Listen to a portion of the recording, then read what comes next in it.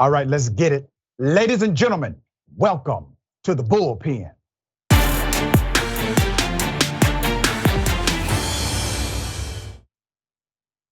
The Bullpen today, we have James Czerniawski, who is the Senior Tech and Innovation Policy Analyst at Americans for Prosperity. We're going to chop it up about AI and regulation of artificial intelligence. He is a deregulation guy. I consider myself a common sense regulation guy.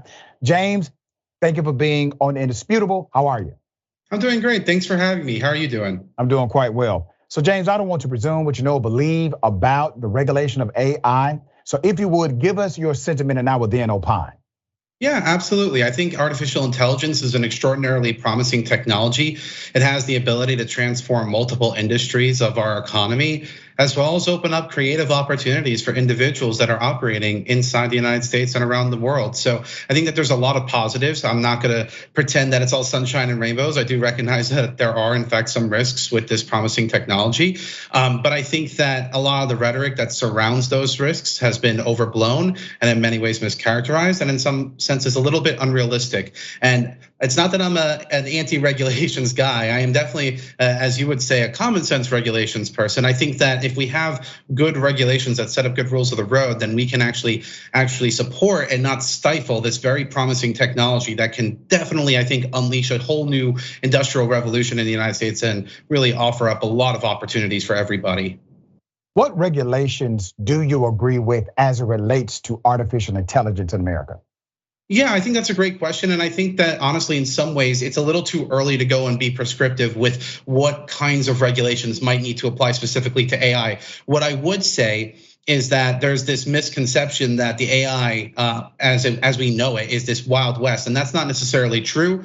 And don't just take my word for it, take the government's word for it. The FTC, the DOJ, the EOCC, the CFPB, they all released a joint statement stating that they would go and enforce existing laws and regulations against companies that were using this technology. And I think that that's right. There are existing rules that are on the book that these companies have to go and abide by if they're gonna be using this product. So that's, I think, a little bit of a misstatement in its own right. And I think that if we are gonna have unique regulation tailored to AI, it needs to be basically focused on the actual identifiable harms and mitigating them in as narrowly tailored way as possible to make sure that we're not accidentally stifling the technology and its growth and progress. Gotcha. Well, listen, James, I'm not a technology expert like yourself, but I do study and I do read and I do comparative analysis and I have an analytical mind. So the organizations that you just listed who provided a joint statement in reference to the utilization of AI inside of corporations in particular, they also mentioned that AI must be regulated in order to prevent bias and discrimination, noting that facial recognition software has been found to be less accurate as it relates to people of color. They also cited that ensuring transparency and accountability is required because AI systems can be complex and opaque, making it difficult for individuals and organizations to understand how they are actually making the decisions and the process thereof. Those agencies also said you have to protect privacy. That's another dynamic of regulation because AI relies on vast amounts of information, which can include personal information such as our location, our search history, and our online behavior. These things are present today. So I don't think it is premature to start prescribing variables of potential regulatory dynamics when we already see the problems right now. And I will also add that over 54, right at 54%, 54.3% of Americans are in favor of Congress passing laws to provide regulation to AI. That's based on the latest poll by the Tech Oversight Project. Go ahead. Yeah, I think that there's a couple things that we can go and push back on there. I think that to the point of facial recognition technology, that's absolutely fair. But I do think that the context matters insofar as that facial recognition technology is being utilized by the government in some instances. And that's where your minority statistic is where I completely agree with you. And that's something where you want to have auditing to make sure that there's accuracy and we're not. But that's not it. Wait a minute, James. The government does not have exclusive license to facial recognition AI-based technology. Private entities do as well. That's not what I'm saying though. Okay. I'm saying that there's the potential for harm is different between how a company might be using facial recognition technology versus how the government's using it. Because again, with that minority differentiation point that you're highlighting, that is something where if the government's using that technology, the harm is very real because of that disparate impact. So I think. Why do you think it's not real for a private company then? That's not what I said either. Okay. I just said that the harms themselves are just different by nature, and that there's something that is unique to the government aspect that I think is worth focusing on. And for can you explain that to purposes, that I think that those harms are there, but there are different kinds of best practices and other things that we can pursue. Okay, well, explain it to me. Explain why there's such a massive difference between the government utilizing the same technology and private companies utilizing that technology. Well, the difference is what the downside of the negative cost is. If a government misuses facial recognition technology like they did in, let's say, Michigan, to go and identify a person who robbed a watch store, then all of a sudden they use facial recognition on, I believe it was like 420p quality video to go and identify the guy. He was also a minority, and therefore he was misidentified by that. But that facial recognition technology being used was the premises of why law enforcement went after that person. And that is actually a much more serious harm in my view than some of those other things. I understand. Let me just remind you, do you know what cameras they used in order to affix the AI to the racial profile or the identity of the person? I don't know the specific camera, no. Okay, these were private commercial entities. Sure. That were affixed directly to law enforcement agencies. In other words, these private companies became the eyes and the ears of law enforcement by way of volunteering into the program. Yes. So you have a public-private partnership in the apprehension of the wrong individual, and you already see the application is dangerous by way of private company and public operation, dear brother. It is, you literally made my point just now. Yeah, but my point is that that's why you need to go and regulate the use of how law enforcement is going to be accessing that technology if it's going to happen, because that cost is very real and disparate and is something that we should want to avoid because it undermines trust in the underlying institution. I don't want to get caught up on that particular issue because I know that you raised some other points. When it comes to the privacy side of the equation for AI, again, I don't necessarily disagree, but I don't think that it's something that is mutually exclusive to AI. I think that this is something where Congress has been lacking for years, and I would welcome a conversation of actually getting substantive federal consumer data privacy legislation done, because it's not just AI. That's really, I think, it's an inappropriate focus there.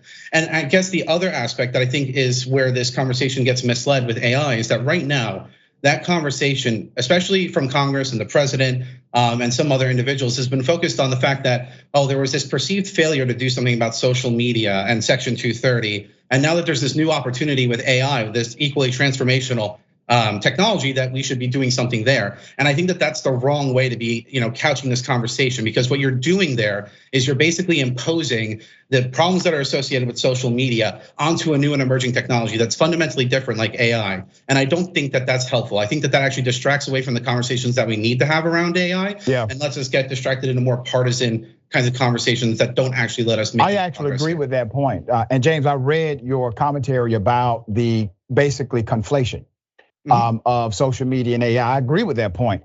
That's why I didn't bring it up as a point of dissension, because I do think these are very different technologies and very different applications.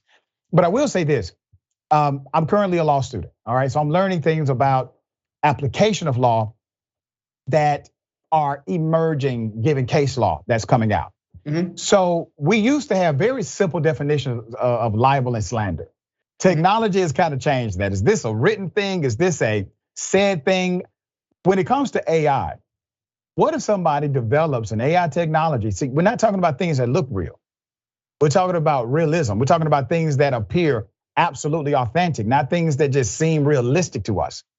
And that particular AI technology puts, let's say, you or me in a compromising situation. It seems or appears that we are acting in a particular way. We've already seen it happen at the presidential level, but that becomes an issue for an everyday citizen who is private, meaning their protections are fully intact. Right now, AIs, people that do this, they're doing the AI technology around famous people. They don't have the same protections inside of court, et cetera, et cetera. But to a private citizen, that could be very dangerous. Would you agree with AI technology being judged under the same premise that we currently have for slander and libel in the United States court system? Not necessarily, insofar as that I think AI is pulling in from all the information that's on the internet. And if we're thinking about in the forms of libel law and defamation law, I think that, I don't know where you stand on this, but as a person who certainly has seen the power of powerful people leveraging the tort system to go and silence people that use dissent, I wouldn't necessarily want to engage in opening up the libel books in that sense, because then you might, be undermining expressive activity. And also, I think when we're looking at defamation law, particularly with public figures, and you have to demonstrate the actual malice. I'm not saying that they shouldn't be able to bring the suit, but I think that you wouldn't be able to see success either, is what I would imagine, because wait a minute, you can't James. Demonstrate actual malice. Let's open this up a little bit. Sure. All right. Somebody makes a video using AI technology. Okay. It seems very real. It doesn't seem to be a distinction between realistic and real. So it seems very real. It paints a private citizen in a very negative way. It is done to harm them. It has malicious intent behind it, which isn't even required technically.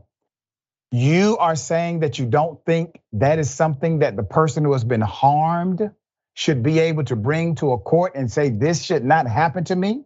Well, no, I think that that's something that they would bring against the individual, not the tool. The tool itself is neutral, right? I think that that's where I would have that differentiation, right? I'm not saying that they shouldn't be able to bring a suit.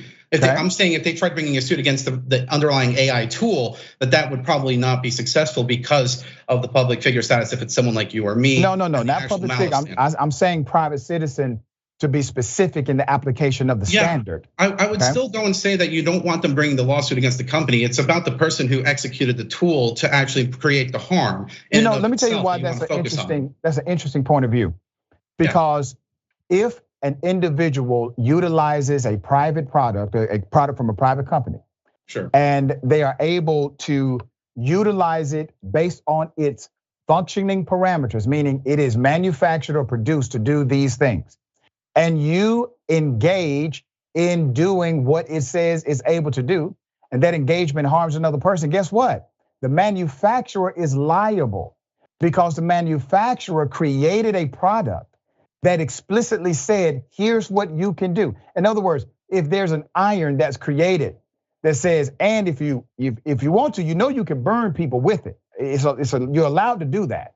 And you go out and burn people with this iron. Well, the iron is supposed to be for clothes on a ironing board, but it's manufactured to do more. I'm in a hypothetical sense at this point. It's manufactured to do more, and it tells you what else it can do. And you go out and do what it says it's manufactured to do. Guess what happens in the court, dear brother? You are held liable for doing it, and the manufacturer is held liable for telling you to do it. You don't get the point? I mean, I understand what you're going at there, and like a product design liability. That's correct. Structure. Design liability is what it's called. Yes, and I understand that. And again, I don't. So you agree with me? I don't think that that's necessarily something that you would want to apply there, because there's other chilling effects that would actually undermine. Wait a minute. That technology. Come on, dear brother. Yeah, no, again, like it's not the same thing as like Lemon v. Snap, where they went and created a speed filter that somebody used, and then there was a harm that was tied to that, and you want to sue the company because they put that feature in there. That's not the same thing. Whenever you're using, let's say, ChatGPT or Google Bard, it goes in and blatantly tells you it's an experiment. It's not necessarily going to produce accurate results, etc. It's a neutral tool, and if somebody goes and uses it in a way that generates harm, you should be able to bring suit against the person. I'm not saying that, again, you couldn't bring it against the company. I'm just saying, as a matter of fact, as to whether or not you'd be successful, that's still unproven waters. And if I was going to estimate, I would say that I wouldn't be surprised if they would fail, because that bar is so much higher. There's a lot of stuff that goes into making those systems, and I think that we would want to be very careful about opening up liability on such nebulous grounds. Well, let me tell you, it's not nebulous. It's not nebulous grounds at all, dear sir. You sound as if you would rather protect artificial intelligence than authentic intelligence, being human beings. But we're out of time. I will bring you back on the show. It is a fascinating debate. I got to tell you that. We definitely need to have more time next time, talk about it in fuller terms. But I do appreciate your stance on some of these things, because I think we definitely need to have a more nuanced conversation rather than polarized conversation. So I appreciate you coming on the show. Absolutely, anytime. Thanks for having me. Thank you, sir. Appreciate your time.